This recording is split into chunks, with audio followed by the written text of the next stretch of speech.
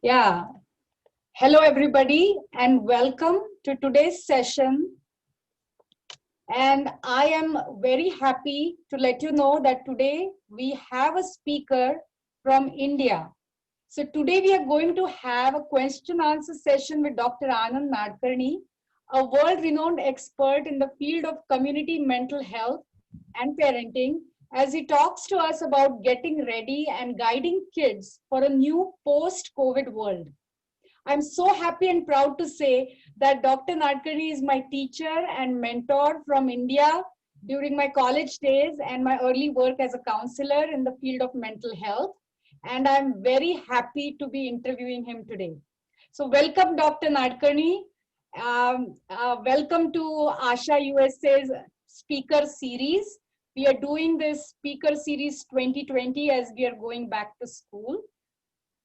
And thank you so much for joining us and taking time out of your busy schedule.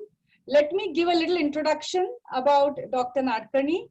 So he earned his MD in psychiatry from Mumbai University, and he is the one person who has taken the concept of mental health to almost every conceivable social strata of the society, and he works in various diverse settings. He pioneered Institute for Psychological Health, which is a unique NGO, non-governmental organization, where more than 70 mental health professionals work under one roof. And in addition to giving individual care and individual therapy, they also operate a number of support groups, continuous education projects, and services that range from audiovisual telephonic helpline called Maitra, and then they have various community projects for different age groups. For example, adolescent sensitization project or a vocational education direction and harmony, which is VED. And these programs are organized in different cities in the state of Maharashtra, and thousands of parents, teachers, and students attend these events. And he has done a lot of work. I cannot do justice by telling you about all the things that he does, but I would like to mention that he has a background. He has studied Hindu philosophy, evolutionary psychology, world history, and Indian history, as well as world and Indian cinema and literature. So his conversations, his presentations, his workshops are a rare integration of these many disciplines. So it is a treat. It is a great learning experience to hear him speak. So again, without wasting our time, I'm going to start with the program, but I would just like to give you, Dr. Nadkarni, a brief information about our organization. So Asha USA is a non-profit organization, and we started in 2014. We are in Minnesota, USA, and our mission is to provide culturally specific programs to South Asian community so as to foster their health and harmony in their lives. So we run programs and initiatives that proactively address some of the acculturation challenges that our community faces. And when we say community, not only Asian Indian, but South Asian communities. So we have people from Pakistan, Bangladesh, Sri Lanka, Nepal, Tibet, so on and so forth. So some of the programs that we have a group for seniors, which meets monthly, and it is a strong group that has been running for 4 years.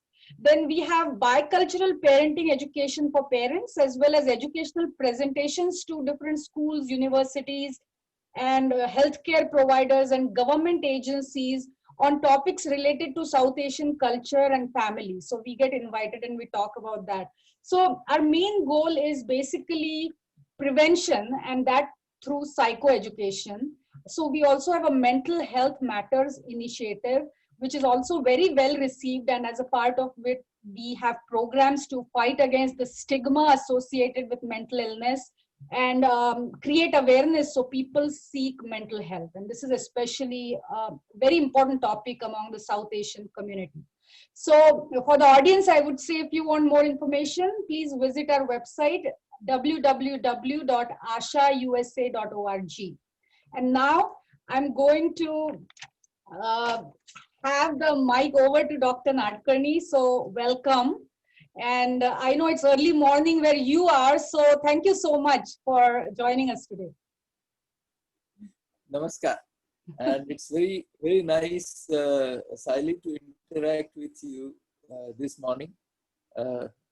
And whatever is the time over there on this platform of Asha USA.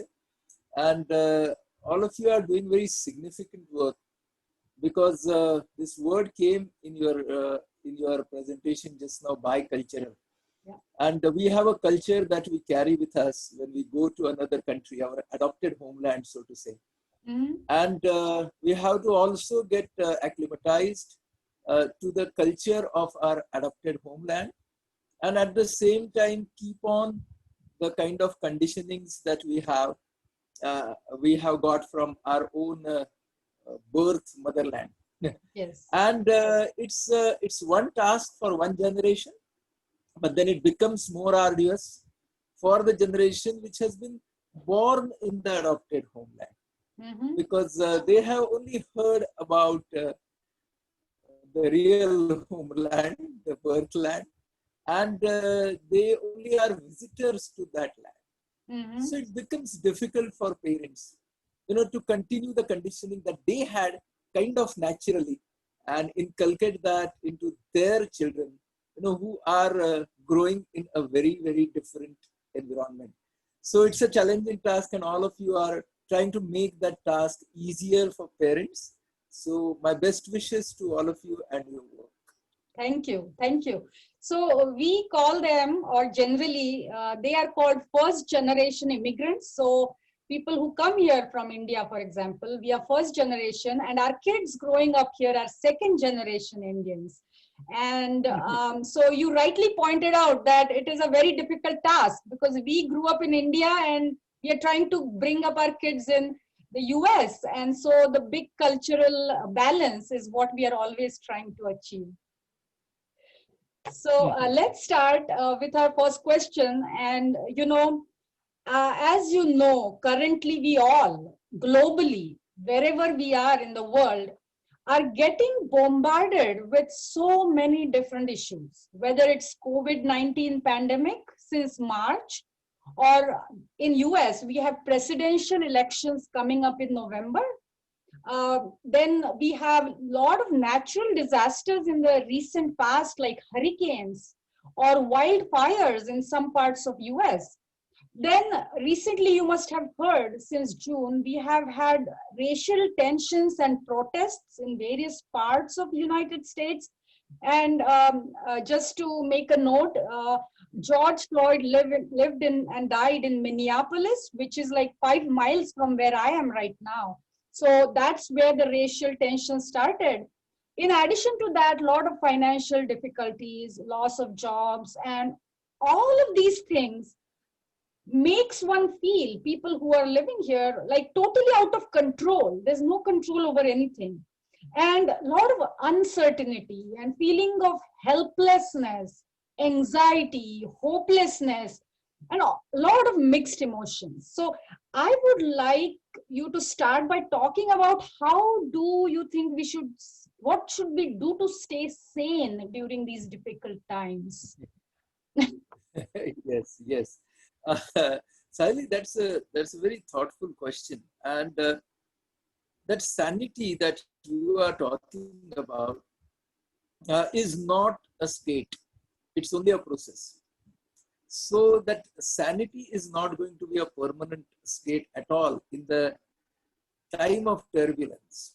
Mm-hmm. It is going to be a process, and that is the first thing that we need to understand about it. Because for most of us, sanity and insanity are states. But we have to understand that sanity and insanity are not states, but they are. And no other time than the time of crisis, when we actually have to recognize that it's not a state, it's only a process. And in that process, there are going to be elements of sanity and elements of even insanity in our own minds. And we need to recognize and keep these elements in balance. And that is what ultimately sanity would appear outside in our behavior. So there will be insanities inside us. And Bertrand Russell had said that sanity is the integration of insanities. And when he said that, what was very important was that the inner side will always have these elements of sanity and insanity. And the outer side should, at least most of the time, display sanity. Now, what does one mean by sanity? Sanity means balancing my own emotional interests with the interests of the significant others around us. So I think of myself, but I also think about the interests of people around me. And in the time of crisis, this definition of significant people around me starts getting more and more restricted. During crisis, what happens? That it's first my skin, it's first my existence, and then the existence of the very close around me. And then I tend to put the rest of the world, so to say, in options, that I will think about the world later on. And that is why during the time of crisis, there are two types of forces that are always at work: cohesive forces and divisive forces. So you have cohesive forces which are trying to bind you. The forces that are going to tell you that, look, all people around you are people and they're just like you. And there are divisive forces that they tell you that your skin color is different, therefore you are different. The country from which you came is very different from us. And those divisive forces become very potent during any time of crisis. And what you were describing, Siley, about USA was just that. That during the time of crisis, there are divisive forces, there are cohesive forces. The same thing is happening in India. The same thing is happening around the world. That there are forces that divide you. And they divide you, they discriminate you with a lot of criteria. But finally, the cohesive forces have to also work very actively. And that's why what we are doing or what we are talking becomes very important in whichever corner of the world we are all living at this point in time. That we are one, and our concerns at a level of family are also similar across the globe. We are facing, maybe in details, the things are different, but we are facing the same kind of issues wherever we are. And that should make us more united than divided. And we should be therefore expressing our concerns and sharing our concerns. And therefore, what we are doing today is a platform of concern, platform of empathy, platform of sharing. And when I have to balance my inner insanities and sanities, what should I do? So let's come to the 1, 2, 3, 4 of that process. The very first thing that we need to understand is the difference between factors which are within our control and factors which are beyond our control. And I think that is one thing that we have to do every day, possibly every hour and every minute. That in any given situation, this is a balance. And when we say situation worsens, what do we mean? We mean that the factors beyond control are now dominating. And one can come to a point where I see no factor that is within my control. I see the world that is having all factors beyond my control. That is what we call as calamity. That is what we call as the last bastion of obstacles. And at that time, I have to go back and ask myself, what is left? What is the ultimate factor that is within my control? And then you realize that even in the worst of circumstances, the way you think, and the freedom to think is always available to you. And till the time you are there, till the time you are existing, you are going to have that freedom. And therefore, how you use that freedom will ultimately depend on how you take a choice. So even in the worst circumstances, you do have a choice.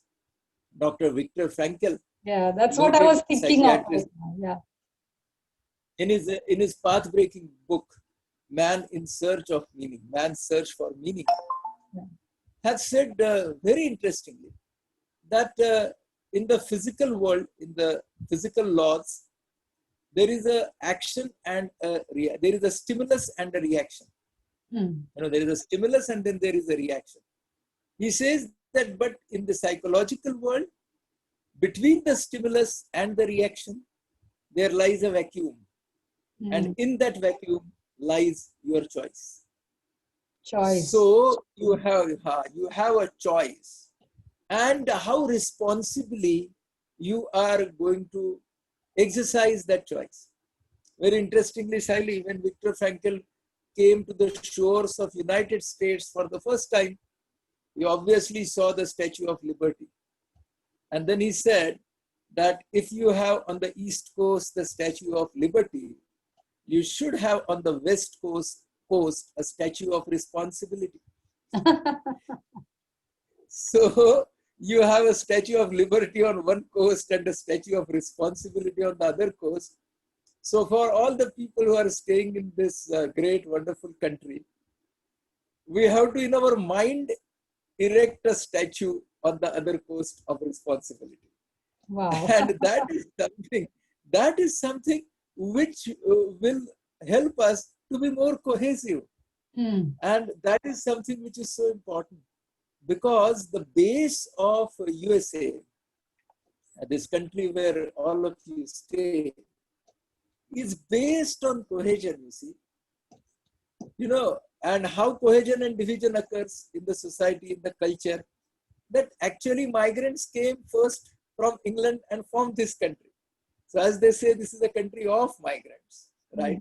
And the first migrants, they call them as the real people of this country. But this country is of migrants, and the constitution of your great country, the way our country's constitution says, it addresses this issue. And the constitution is something of your country that proclaims this kind of equality. It proclaims this kind of a responsible choice, how it is to be taken. It is there in the US Constitution itself. And in the history of your great country, there have been times of crisis. There have been times when the principles of your constitutions have been tested to the point of a civil war. So it is not new to your country as well. These are the times of turbulence where the sanity finds its test. And so we need to understand that we still have a choice. We still have at least one factor that is within our control. Then that helps us to preserve the element of sanity that we have. And the third point, so first point, sanity is a process. Second point, work on factors within control and beyond control, and discriminate at all times between factors within control and beyond control. The third point is, during the turbulent times, we need to understand that ideal will not exist. Ideal will not exist. Then why should we have called this a crisis? We would not have called this as a crisis, no? So if it is a crisis, then ideal has no place. But appropriate has all the places. So we need to understand the difference between ideal and appropriate. Why? Because if we are on the track of appropriate, then we will be flexible. And flexibility is going to be a key word. Unless we are flexible, we will not see ourselves tide over the crisis. Now, you will ask me, what is flexibility? Flexibility means trying to inculcate a non-complaining attitude towards the discomforts. So a non-complaining attitude towards the discomforts that we all are facing and will face. The second point of flexibility will be to generate alternatives to a new set of consequences which are opening in front of us, and never to give up the alternatives till the time we exist. So that is what is flexibility. And the third part is that I may have people around me with different views on different subjects, and they have a right to have those views on those subjects. And even if their views may not match with my views, they have a definite fundamental right to have those views. This is such an important point, I can't tell you right now. And that is so important in your country and in my country and in the world, that all of us have become so intolerant, that this intolerance percolates in our friendships. The intolerance percolates in our relationships. The intolerance percolates in our parenting. And that is why that's a very fundamental issue. And that is why during the time of crisis, talk less and listen more. Listen to people, because people want you to listen to you. And when people find that there are no people to listen to, then people start becoming aggressive and violent. We shouldn't forget that. That whenever a person feels that I'm not being listened to, then his cry for help becomes shriller and shriller. And finally, it becomes aggressive and destructive. And both countries should know this at this point, USA and even India. So that is something which is very, very important for all of us listening during the times of crisis. Because lack of listening is going to be the first kind of spark that gives rise to what I call as inner rioting. The riot starts inside first. When it comes out, it's only an expression.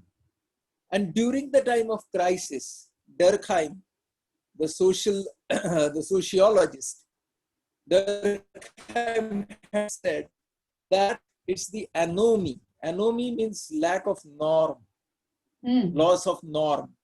So loss of norm occurs during crisis. I have no norm to adhere to. And because of that anomie, the inner rioting starts.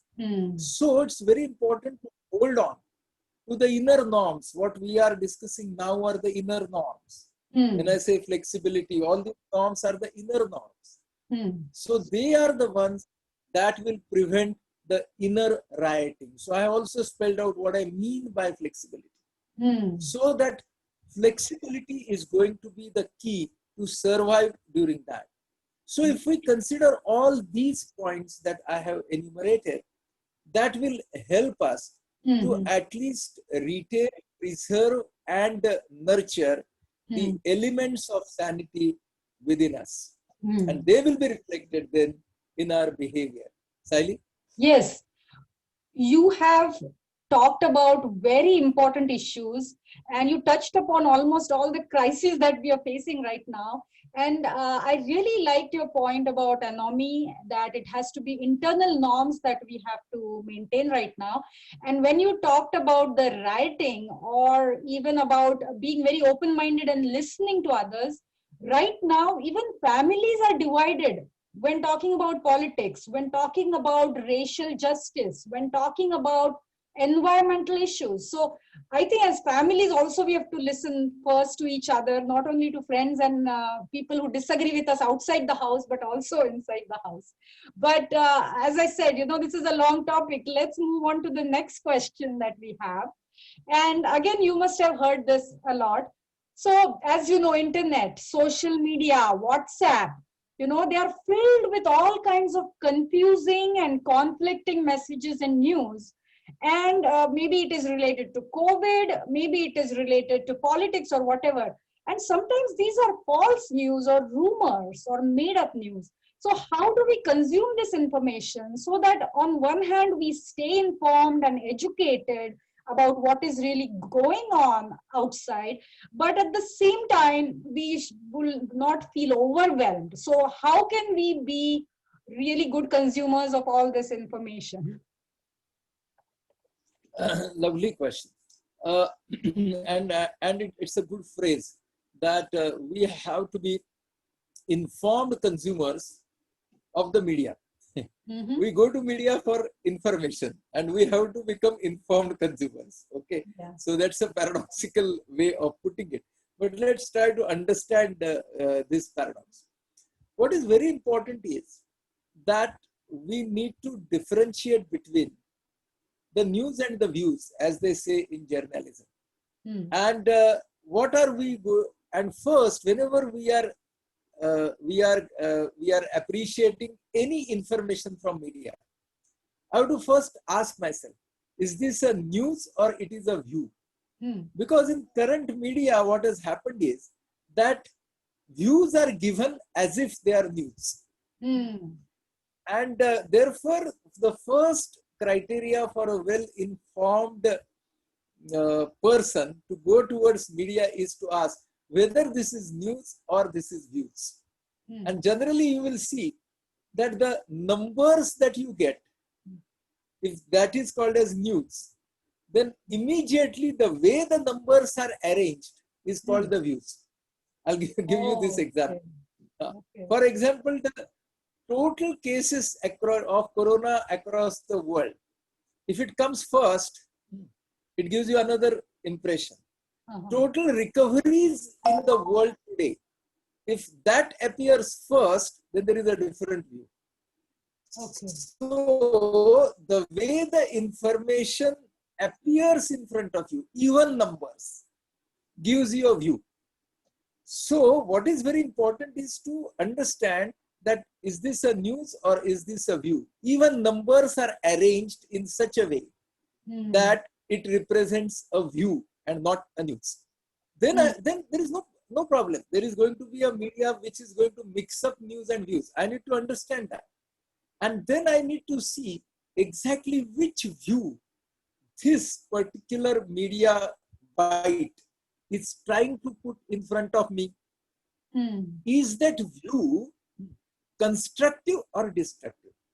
Is that view cohesive or divisive? All cohesive views should be there for the study, and all divisive views are also open there for study. And then I have to study the views, cohesive and divisive. So that is the next classification. Then I have to think that what view I am leaning towards, whether it is cohesive or divisive.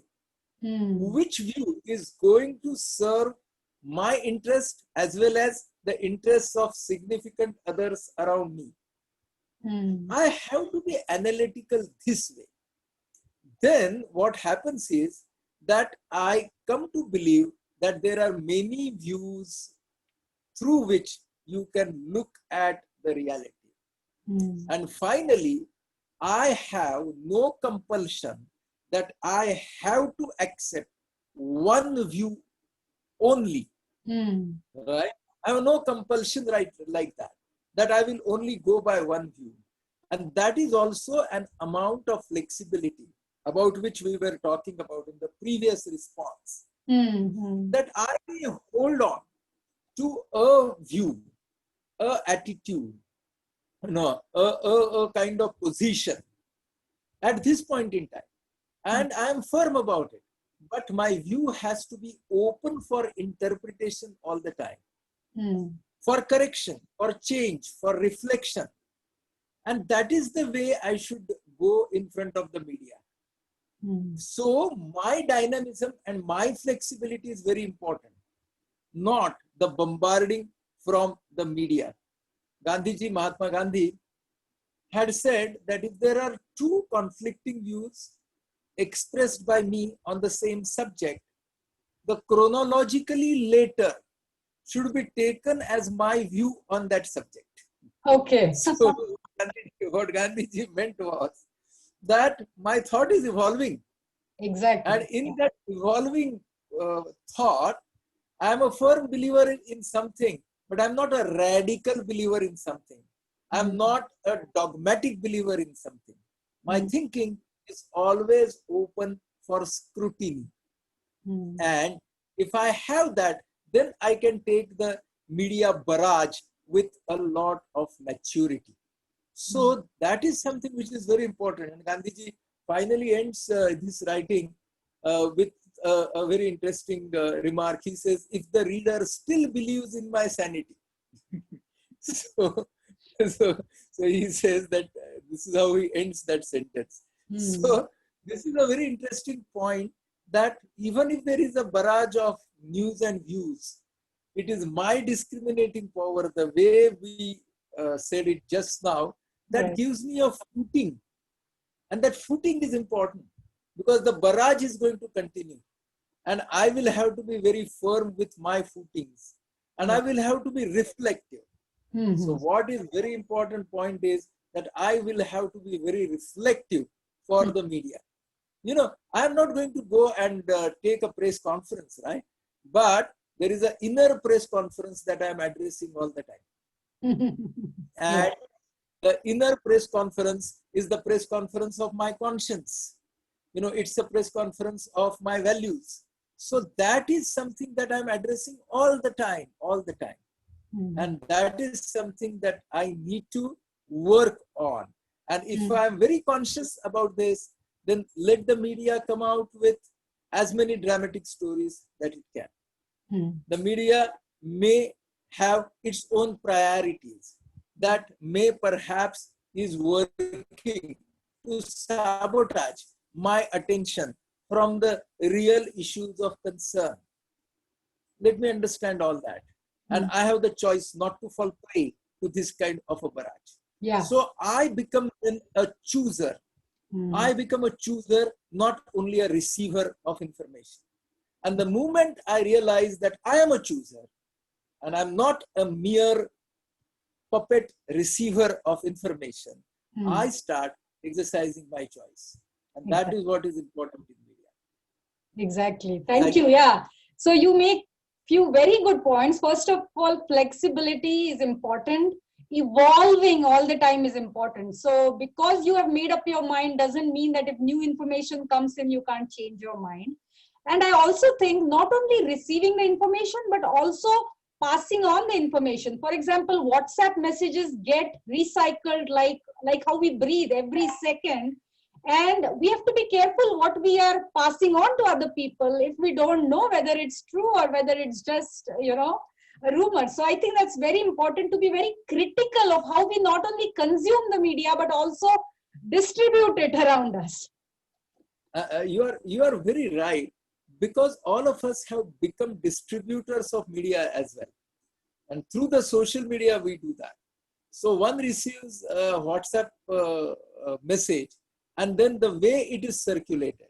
And that is why that responsibility is also ours, because we are not only receivers, but we are also distributors. Yes. So whenever there is an impulse to share any message, I need to think about the possible repercussions that it will have on all the other minds. But what happens when I am very dogmatic, and then when I see that this has, all the people have to think the way I am thinking, then I become very aggressive even in distributing. And that's why the social media becomes not only a platform to present your views, but it becomes a platform for, even if it is a debate, it's okay. Because social media can be a very good platform for debates, provided the flexibility and the respect for others' opinion is retained. It's a very healthy platform then. But then when it comes as aggression, in the sense that only I know and you do not know, then the problem starts. Then we have moved from cohesive forces to divisive forces. And that line, during the time of crisis, we need to understand and draw that line very firmly. Sally?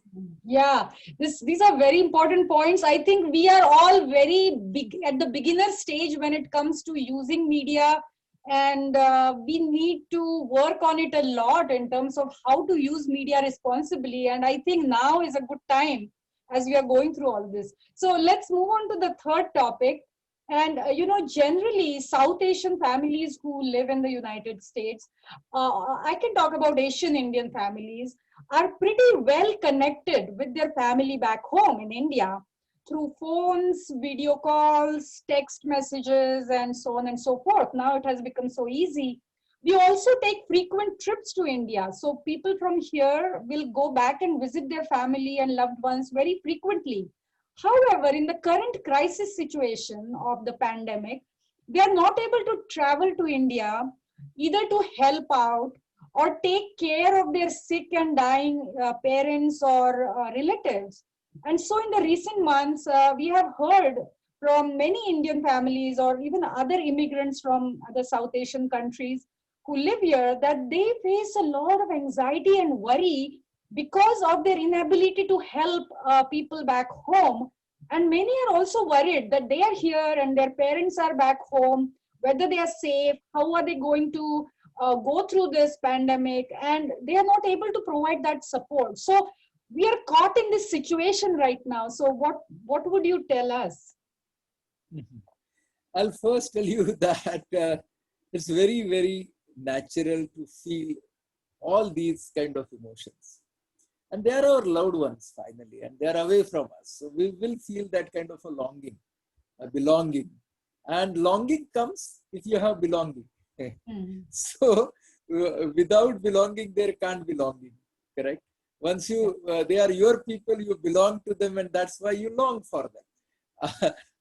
Now, that is one thing that we have to understand, that this is very natural. Now, the second point, and the more practical point, is this, that the people who are away in a country like US, where all of you are staying, and all of us, suppose, Sally, you are here, and your mother is there in India, right? And you do feel the concern for your mother about her health during the times of pandemic.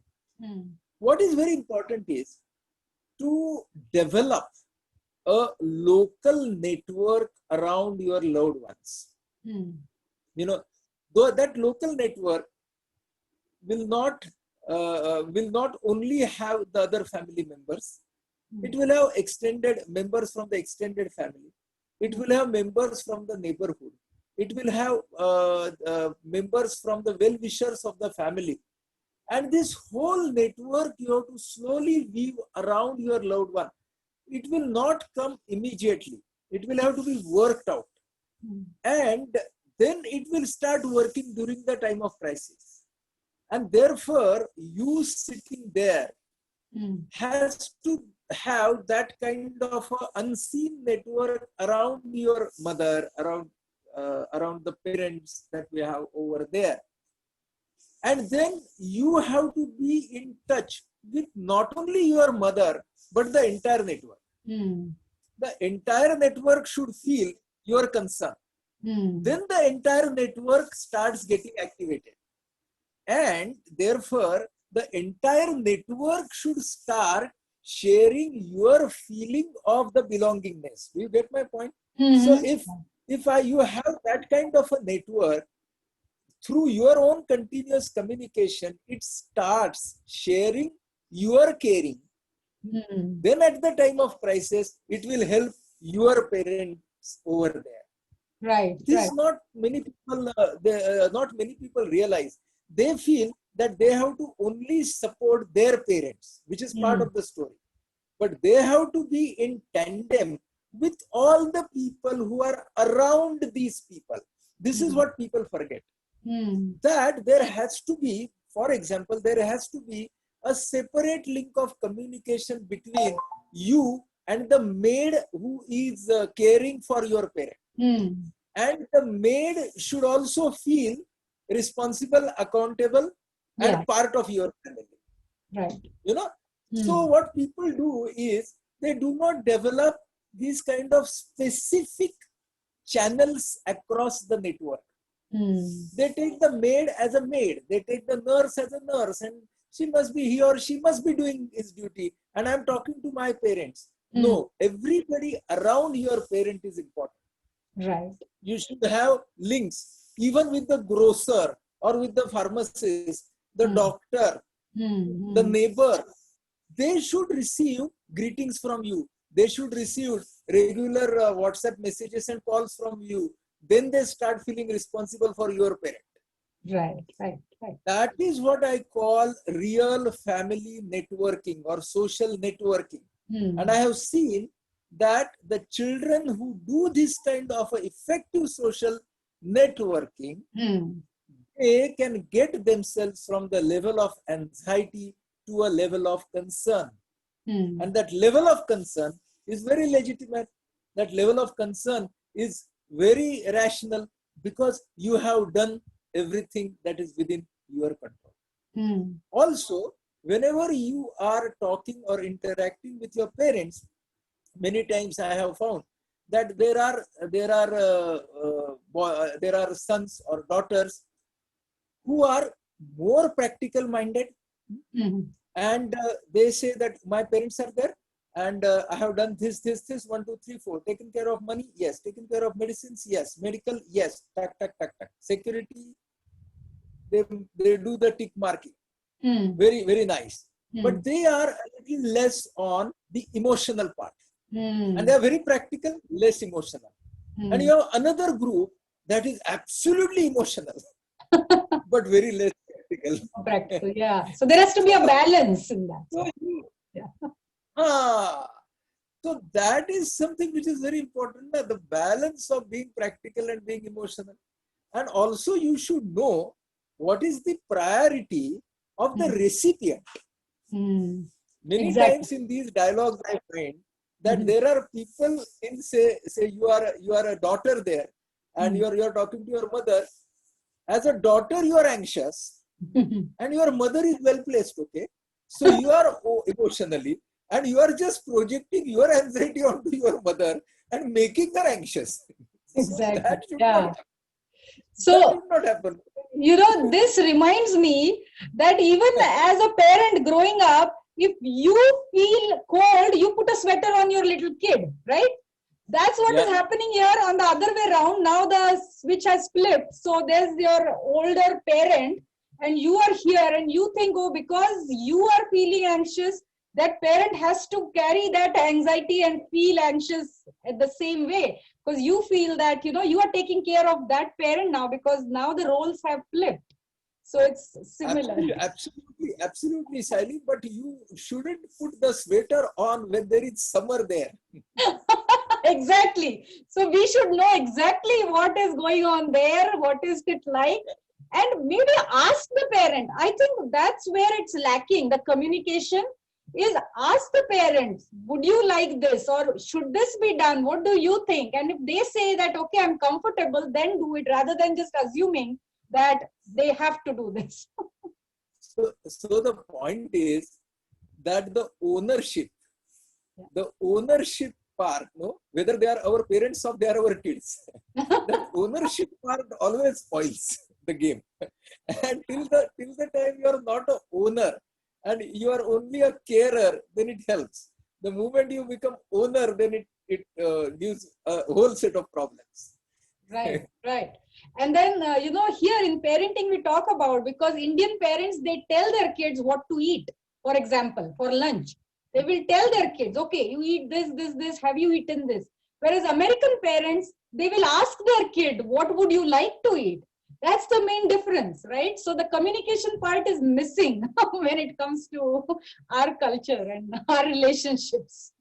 That is because, traditionally, the Eastern families, they believe that unless you exhibit or express your concern through control, it is not proper. The concern comes out as control. Okay. The concern should come out only as caring. If it comes out as control, concern is there within everybody, right? But whether it comes out as control or whether it comes out as caring, that is where the filter needs to be applied. That how it is being expressed as a controlling measure or only as a caring alternative. So the words are very important: controlling measure or caring alternative. So if it is introduced as a caring alternative and not as a controlling measure, then you would get appropriate reaction from the other end, no? Exactly. So that is something which is very important. And as you mentioned in parenting also, no, I say very simply that there are 3 styles of communicating with your kids. One is suggesting, second is directing, and third is ordering. So in our Eastern kind of parenting, there is more of ordering, then directing, and then suggesting. Whereas in Western partner, there is suggesting is first. It is more dominant and ordering is less. And that's because the basic different ways in which we look at parenting.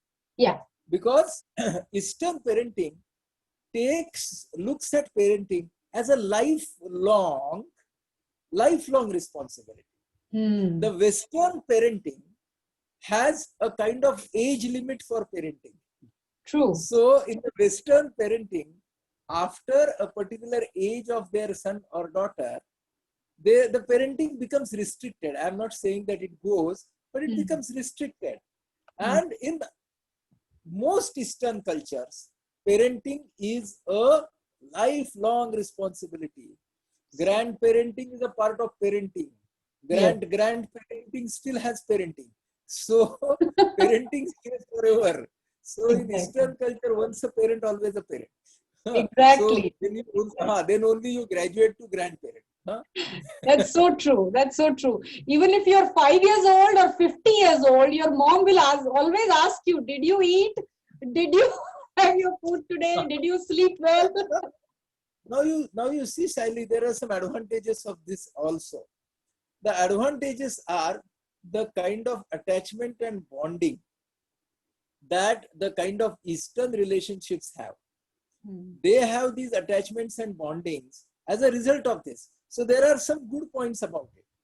The good points are that you do not get alienated and you keep that attachment in spite of the physical distances, in spite of the geographical limitations. So these are some of the good points. So we have to take the good points, out of this communication. Yes, of course. Yeah. Of course. And that's how we grew up. That's the only parenting we know. So we have to take the good from that parenting. But at the same time, since our kids are growing up in an American culture, we have to also know the good from the American parenting and then try to, balance it out. So I'm going to move on to the parenting topic actually. And since March, families and people of all ages have experienced this enormous disruption in their daily living, whether it's going to school, going to office, whether you are young, old, leisure, relaxation, traveling, exercise, food, eating out, everything, even the way we socialize has changed totally.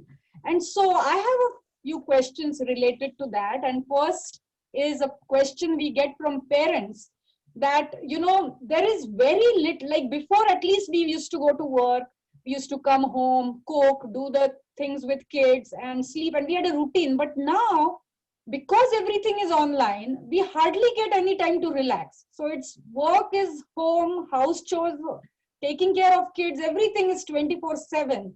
So how do we strike a balance, or how do we get that feeling of, juggling all these things without feeling stressed out? Very important point was what used to happen previously. The office space or your workspace was physically different than your home space. And there were a group of people who were functioning from home, but their number was limited, and also the hours that they spent at home were limited. And there were also options where people could go out if they wished. Yeah. Now that has changed. And that is why the home space and the family space and the occupational space, all that physically becomes one. And that is something that has changed. The academic space, that becomes one. That is something that has changed. So you cannot use compartmentalization. Right. Previously, what we used to say, no, that you go to the college and then your college compartment starts. You go to the office compartment starts. You come to the kitchen and your kitchen compartment starts. But now you are carrying a laptop in your kitchen. Right. So what do, right? So compartmentalization is not going to be of use. Now, therefore, the strategy has to change on what I call as in focus, out of focus. It's like the lens. Right. So I have to always ask myself, out of all the 4 or 5 areas of my life, on which I'm going to focus now and what is going to go out of focus. It's going to stay in the frame, but out of focus. So that if need comes, I can immediately focus on that. Right? Right. And I have to just change dynamically, focus and background, focus and background, focus and background. That is what multitasking is. That change in focus and background. That is something which is so important. Change in focus, change in background, change in focus, change in background. That is something which is very, very, very important at this point in time. To give you another analogy, that it is like running 4 or 5 windows in your computer, in your laptop at a time. Right. You are able to minimize some, you are going to maximize some. And also there are 2 or 3 windows at the same time on the screen. Right. So that is what is multitasking. So when you are able to use those windows again, focus and background, then there is less collision. I will not say there is no collision, but there is less collision. And you can take a look at the laptop. Suppose you are working in the kitchen. You are working on the laptop, and then you go and you do some Indian recipe over there. Then in your mind, you are thinking about the response to an email while you are doing that. And then you come to the laptop and you are typing that email and you are thinking about the menu of the dinner that you are going to prepare for the family. Right. And so this is what is focus and background, focus and background. So what is very important is realize that whenever there is a focus, there is a background. There will be a lot of things in the background and you have the choice to shift the focus. The discrimination is required. Which focus now? So in all my goals, I have what priority I am going to address just now. So rather than working on concentration, work on goals and priorities. So if you are clear about goals and priorities, then it becomes very easy for you to focus. And please understand that when you are focusing, there is going to be a background. And focus and background are interchangeable scenarios. Very important. Focus now can be background later. A background now can be focus later. If you understand this and try to practice this, this helps better than compartmentalization. And you can then start inculcating what we call as multitasking. And this is a kind of integration between single focus concentration and spread out focus concentration. And that balance, the people who develop and nurture that balance are generally at a better emotional position, even if bombarded by stimuli, simultaneous stimulation from 3-4 areas. Right. You know, when do we get flustered? When you have simultaneous stimulations, you know, you are working and at the same time your son or daughter comes and says, I want this. And at the same time, the husband says that I'm doing that. And at the same time, there is a ting ting mail there which says urgent. Yes. Yes. So, and at the same time, your internet crashes and then everything is done. Actually, if internet crashes, better no, you can focus on what is immediate. Exactly. Provided it is not work. But Right. so my point is, this is a way which can work better than compartmentalization if we really rehearse this kind of, Windows method or focus and Mm-hmm. background method. Yeah, very good. And the theme is running through all your answers is choice, flexibility, responsibility, and even with goals and priorities, you get to focus. You have a choice whether to focus on A or B. What is your focus? What is your background? So, And I will add one more word to that, and that is called as ownership. ownership. Yes. Ownership. That I own all these things, Right. right? I own my choices. I own my goals. I own my actions. Because unless the ownership comes, no, it will always be others given, others driven. And if things are others given and others driven, then you do not get that kind of a motivation. So I have to own what I'm doing. I have to own what I'm thinking. That Yes. ownership you can put as one of the important Yes. phrases in the continuation of all the words that you said.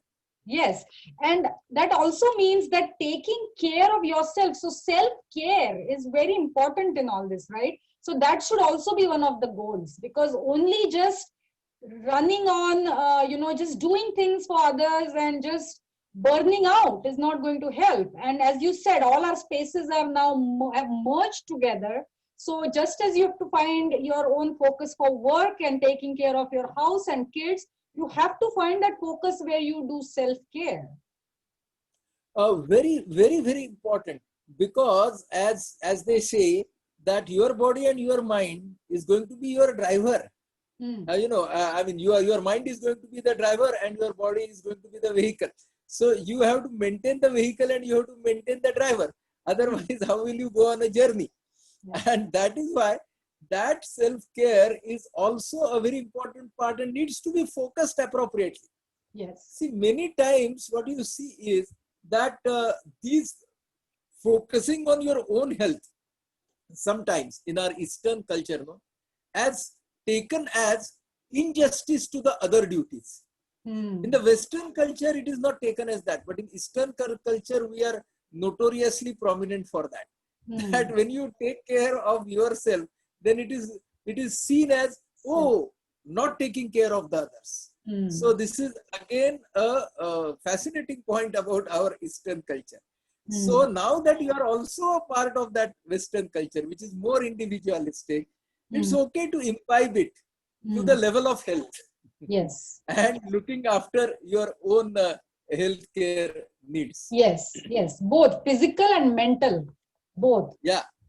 Yeah. Okay. So again, each of these topics are very interesting, so much to talk about. But I want you to talk a little bit about, or talk to our teenagers and kids. And the question I have is, how can our kids or teenagers deal with this stress, okay, especially of online education, not socializing with their friends or seeing their teachers, not doing the normal teenage activities like playing sports, going to movies, or just hanging out with friends.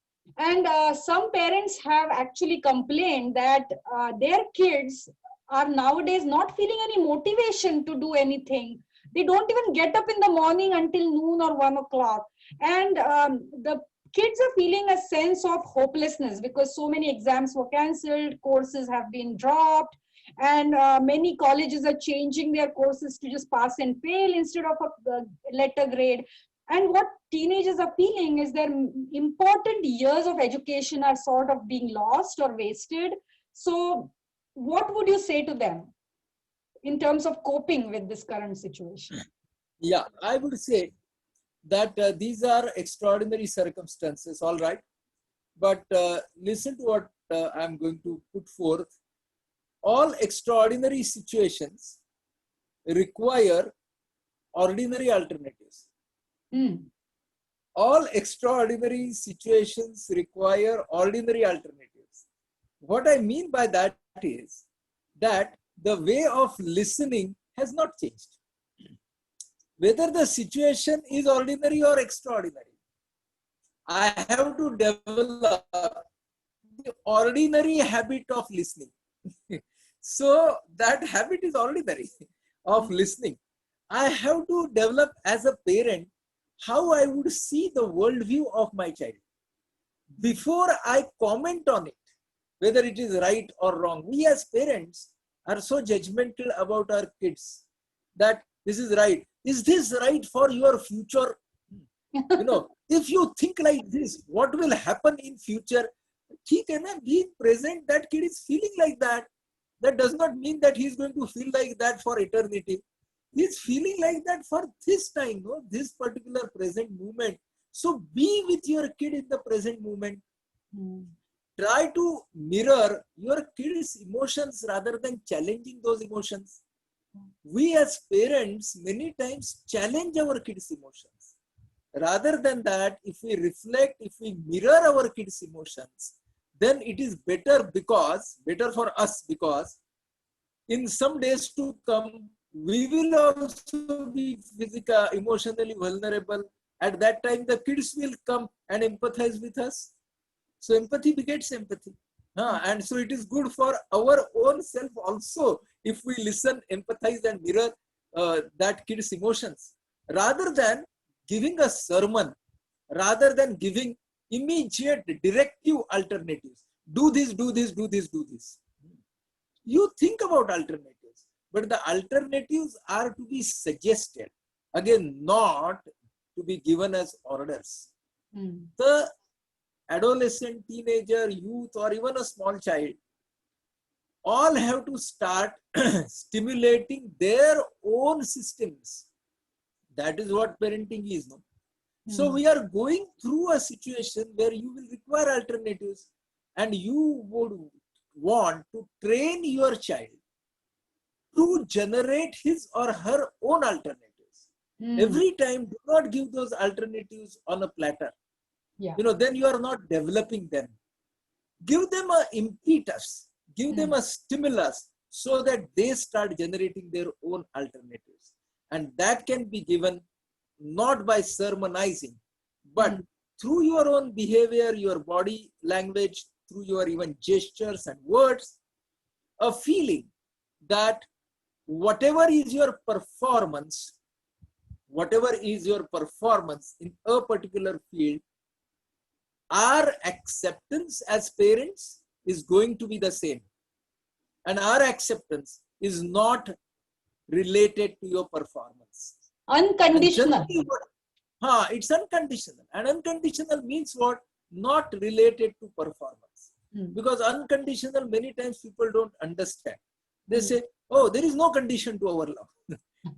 Oh, yes, there is no condition to your love. But what you want is, I want my child to perform. Right. At the level of wish, it is also okay. But then the wish becomes a diktat. The wish becomes a demand. The expectation goes on to become a demand. And then there is a problem. So what is very important for parents to understand in these situations is how to control that demanding nature. And again, the demanding nature comes in our Eastern parenting more because we are told that we are owners. Yes. And owners and controllers of the child's life. So then the whole communication paradigm, it changes. Okay. So during the time of crisis, how you will accept the kind of restrictions. So yes, there has been such a restricting environment around us. We are losing on a lot of essential things. All of them will not be compensated. Some things we will have to accept as things which is beyond our control. Some things we will be able to compensate. Some things we'll be able to compensate now. Some things we'll be able to compensate sometimes in the future. And some things we will not be able to compensate. And that will have to be accepted. And this is for the kids to understand, right? For the teens to understand. Yeah. And for that, let us not challenge their emotions. Let's try to mirror their emotions. Let's try to tell them that, okay, we are with you in your points of frustration. Yeah. So that they are also with us in our points of frustration. During the time of crisis, this is very important. Huh, Saili? No, I wanted to say, so you are telling this to parents, but what about the kids? So say if a 10th grader comes to you and you are telling him how to deal with this, what would you tell the kids how to think or how to deal with it? For the kids, it's very important to tell themselves that as far as their career and their future is concerned, this is a comma and not a full stop. This pandemic, this crisis is a comma. It's not a full stop. This comma is there for them to, number one, reflect on their strengths and weaknesses. Number two, to find out alternatives. And those alternatives are short-term, medium-term, and long-term. So if they reflect and they start working on alternatives, you know, suppose there are not going to be admissions this fall semester in say some of the universities there, then let me start preparing for the spring right now. And what are going to be the opportunities in spring? At the same time, what are the other things that I can do in the falls? So this is something that all of us have to figure out. Yes. Right? And what is important is too much long-term planning is not going to help during the time of crisis. Yes. You have to be very open for the future, which is far off. You have to be relatively certain only about the short term. Yes. Say next 1 month or maximum next 2 months, and have your priorities outlined for say a couple of months right now. Right? So we can say in US that till the time of November, till the presidential elections. So, so 2 months, that's all the planning. Then let's see what happens, and then the planning will change. So, so in the time of crisis, planning too much for future could land us in a bit more severe degree of distress. So that is something that I would tell to the teenager. So I would say that this is the time to reiterate, your goals and your priorities. And to the family, I will say that whatever are your goals and priorities as individual, this is the time to actually live your goal. Generally, we say align yourself with the goal. Generally, we say that integrate your goal. I'm saying that you live your goal. Even if you're a professional, you are working in a corporate organization, you are having a business of your own, you are a student or you are a homemaker, whoever you are. But it's very important to live your goal just now, because that living your goal will give you ownership, the sense of ownership that is challenged during the time of crisis. What is challenged is sense of ownership. What do all this media tells you? How vulnerable you are, how little you are, how less control you have. That is what the world is telling you. So what is very important is owning up your thoughts, emotions, behavior, goals, living your goals. And if all of us as common people start living our goals, then we are at least finding out a direction for our own selves. And let's find out directions for our own lives right now. And when we find direction for our own personal lives just now, that is going to help the community and society and nation and world. So let's not, in that sense, talk about the world now. Let's talk about ourselves. Yeah, very true, very true. So I know you have to go, but there's just one last question, and I think that's the most important question that we will focus on as we end this program. And this is very interesting, so much to learn. So the question is, relationships are getting tested as it has never happened in history before. And families of all kinds spend so much time together in the house right now, week after week, 24/7, especially when there was lockdown. People felt that it was very difficult to live together for so long. Whether it was husband and wife, whether it was parent and child, whether it was siblings or grandparents. So there is a lot of this relationship stress that people are facing right now and talking about. So what would you say to address that? I would say that it's a great opportunity to acknowledge and respect the differences that we have and work on the acceptance of those differences. See what is true with society, what is true with culture, the cohesive and the divisive forces is very true for the family as well. That when you started staying, then you realize that you have to work on the acceptance level. If you don't work on the acceptance level, it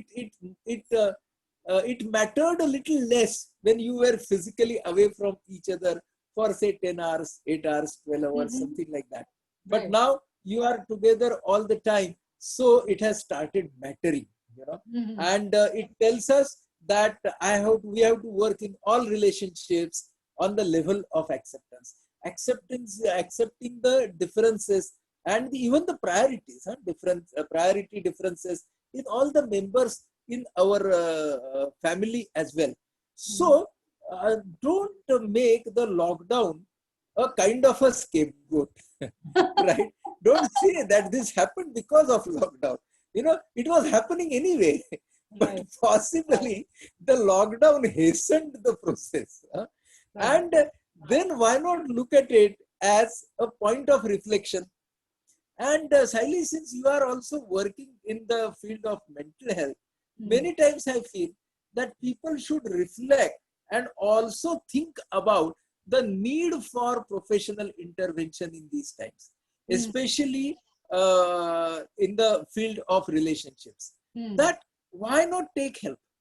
Right. When our own efforts in normalizing the situation are facing obstacles, and when an empathic professional can be of help, then why not take help? Right. And there, that point will come, which you mentioned in the very first part of your introduction, the stigma part. So the stigma part will come that, taking help means that I'm incompetent. Taking help means that I cannot sort out my own problems, right? So people do not get that stigma when they go to a chartered accountant. They don't get that stigma when they go to an advocate, but they get that stigma when you go to a mental health professional. And in whichever world you are, in first world countries, second world countries, third world countries, one thing is common, and that is stigma of mental health. Only thing is, in the first world countries, the more so-called more developed countries, the stigma becomes very subtle. The stigma is not as stark sometimes, in the less developed countries. But at the same time, in the more developed countries, people become more skeptic because of individuality that is more. They feel that they have to be in total control of their lives. And that starts operating in a negative way for them. That I must always be in total charge of my life all the time. And that creates a stigma that I shouldn't take help, because taking help means I'm an incompetent person.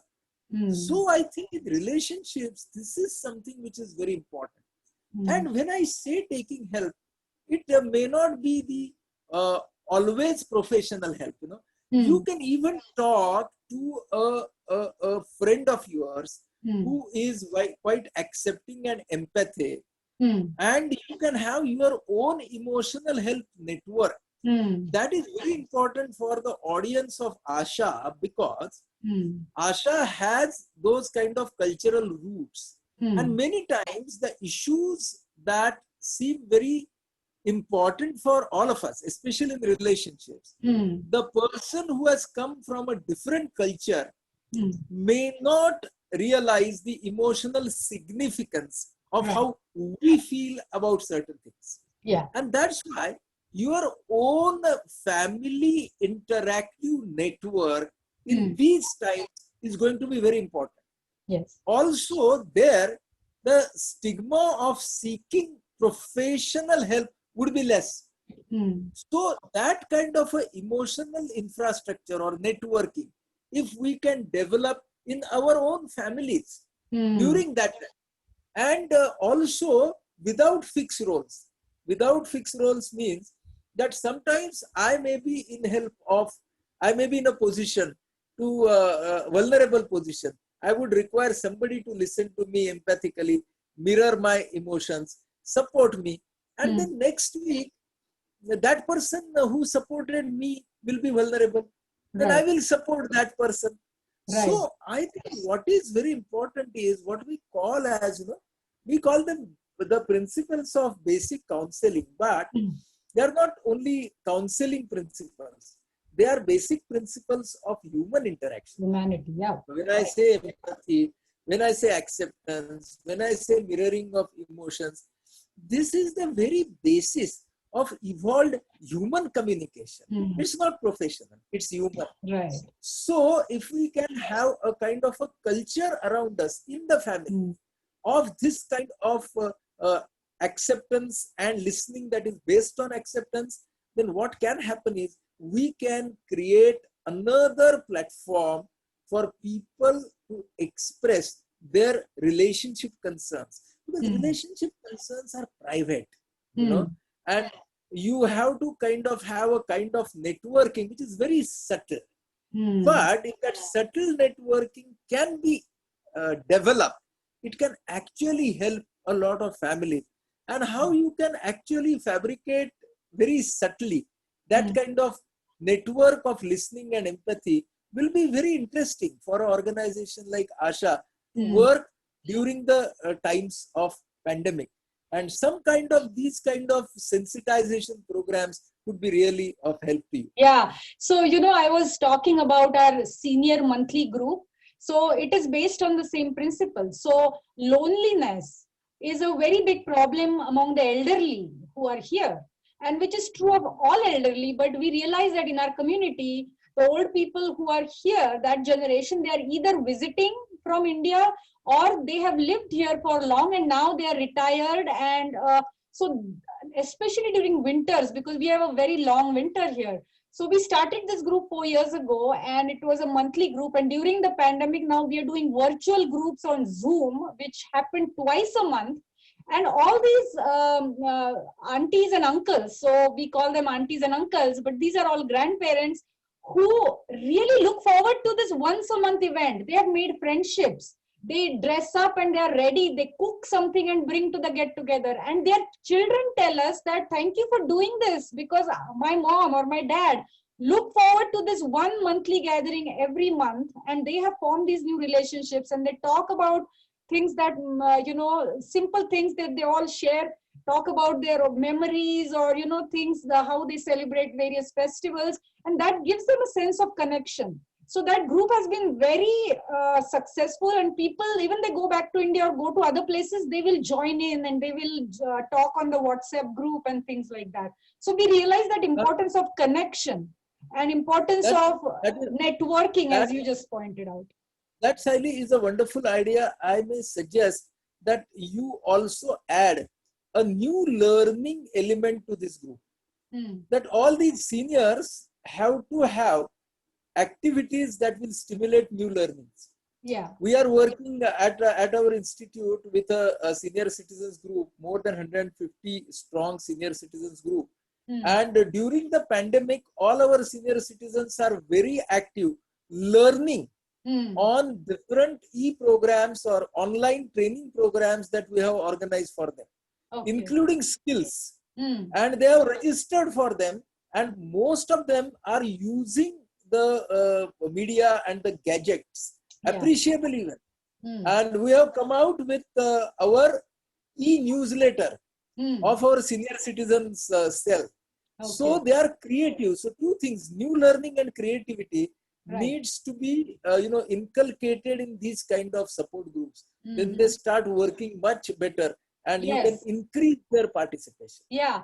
So some things we have done in the past is have a guest speaker at every meet. So we ask them what would they like yoga, Ayurveda, or some read a book. Somebody reads a book and comes and talks about the books, and they have discussion. Or they play games. Nowadays on Zoom, they play games. So every time they play a game or something. But Definitely, yeah. Learning a new skill or those kinds of things will really be helpful. So I can't believe we are already out of time. But thank you so much. And as I said, there's so much to learn from you. We would love for you to come back and talk to us about other things.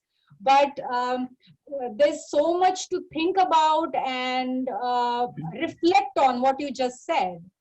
Yeah, and Siley, for me, from this communication, from our interaction, I realized uh, that how universal the concerns of all human beings are. Yes. In whichever corner of the world you are, you are still a parent. Yes. You are still a son or a daughter. You are still a spouse. And those kind of universal concerns go beyond all cultures and boundaries and actually unite us in the kind of dialogue that we are having. And I think that's a great lesson for a person like me, that all these divisive things are created.